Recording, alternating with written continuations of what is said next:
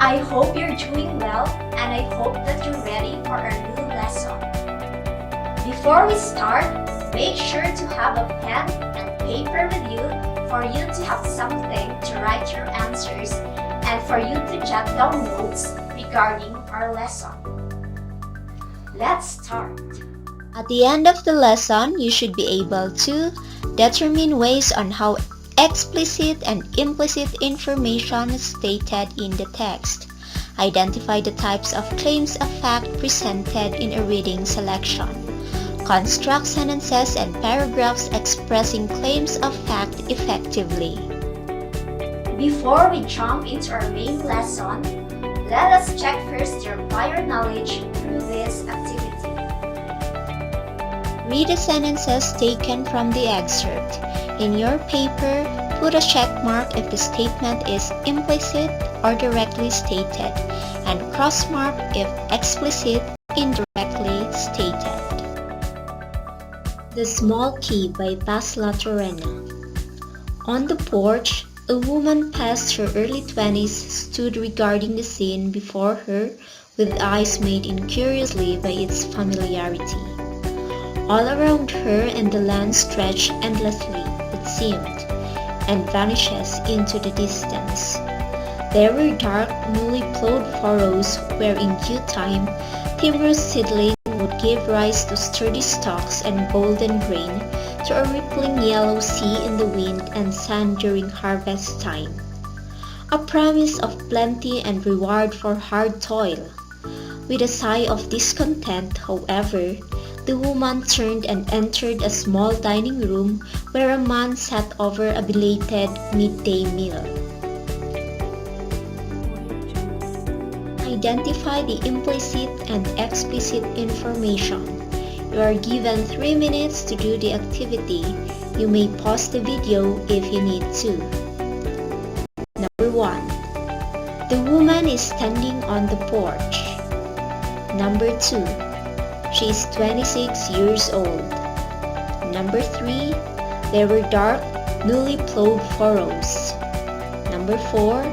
Planted on those furrows is the vast rice plantation. Number 5. The man is eating his late lunch.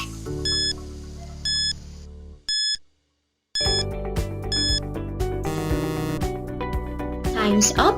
Let's check your answers. Number 1, explicit. Number 2, implicit. Number 3, explicit. Number 4, implicit. And number 5, implicit. Were you able to get the correct answers? If not, don't worry because we will be discussing more about it on the next slide. How well did you fare in our activity? If your score is 5, great! If it is lower than 5, don't worry because we will be discussing about claims and its types later. Let's have a recap. In your past lesson, you learned about the mechanics in writing such as spelling, punctuations, capitalizations, and abbreviations, which are important in critical writing. The next lesson would help you develop other skills necessary in critical reading that would eventually lead to critical thinking.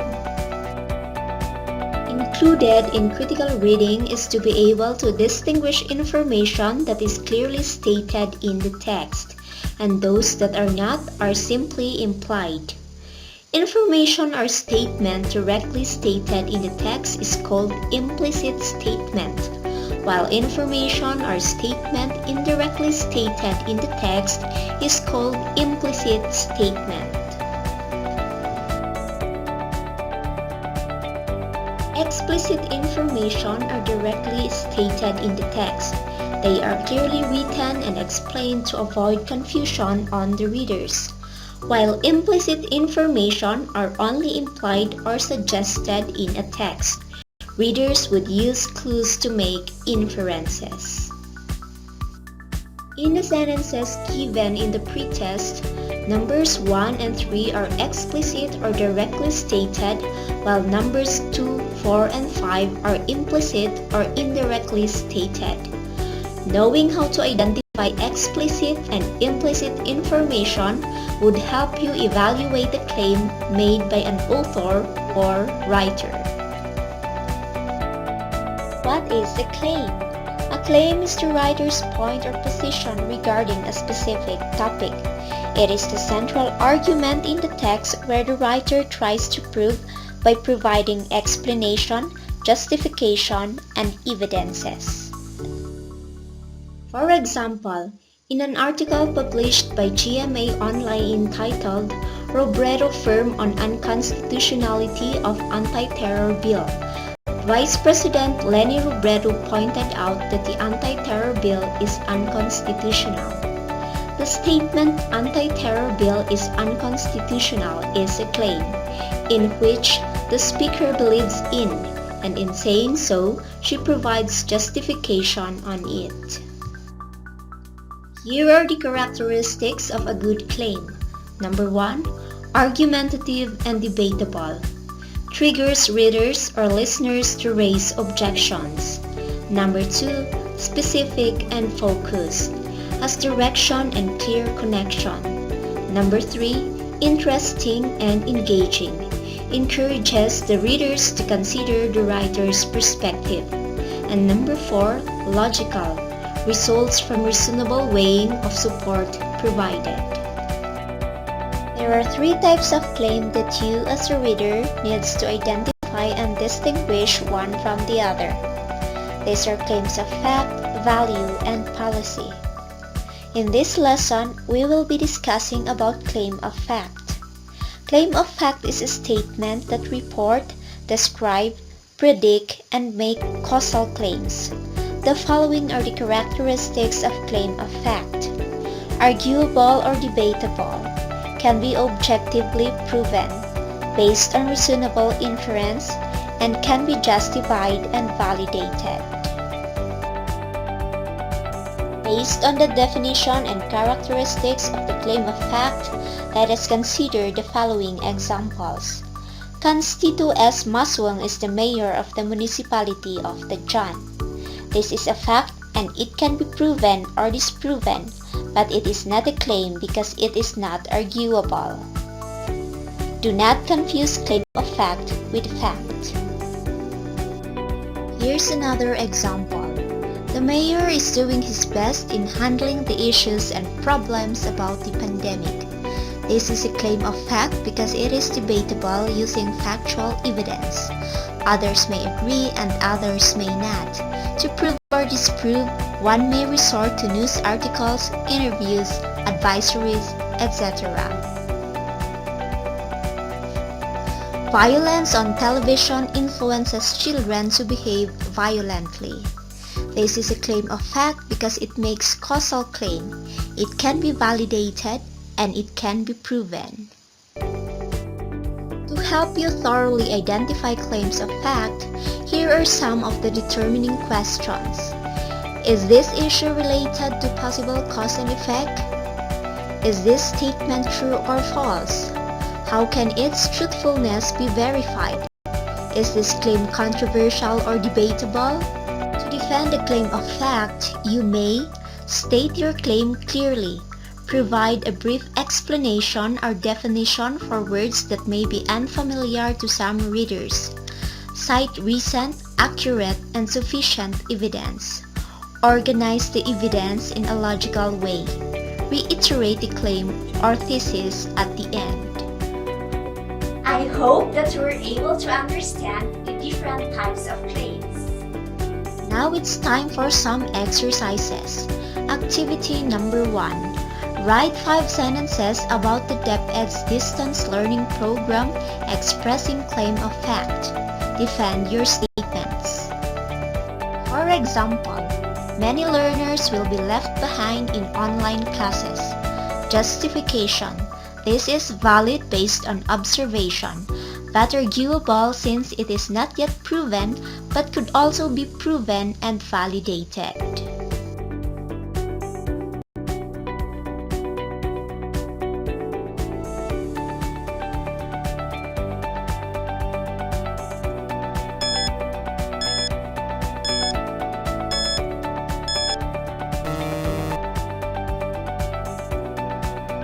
Activity number 2 will serve as your assignment or performance task.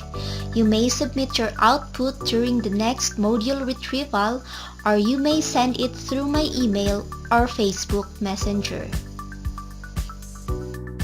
In composing your paragraph, please be guided by this rubric.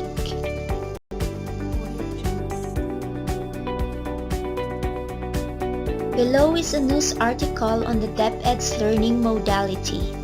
Extract 3 explicit sentences, 3 implicit sentences, and 4 claims of fact. No Filipino learner will be left behind amidst the crisis. As part of the Philippines' short and long-term strategies, Secretary Briones introduced the BELCP as a guideline for the department on how to deliver education in time of the COVID-19 pandemic while ensuring the health, safety, and welfare of all learners, teachers, and personnel of DepEd. The first principle that we adhered to and which we are committed to in compliance with the President's directive is to protect the safety, health, and well-being of our learners, teachers, and personnel and to prevent further transmission of COVID-19. But at the same time, we want to ensure learning continuity. Our battle cry is learning must continue, Briones said in the forum. Briones emphasized that online learning is only one option from the menu of learning modalities. These modalities will be offered appropriately depending on the situation of the learners' households. We have come out with a variety with menu of options. Online is not the only answer. There's a huge debate in the Philippines on how useful or whether it is really a good way of teaching learners. So we have online, we have televisions, we have radio. If all else fails, then learning modules are being printed so that this will be delivered in various pick-up points or either parents or the village officials to distribute to the learners, she said. You may now start doing the activity.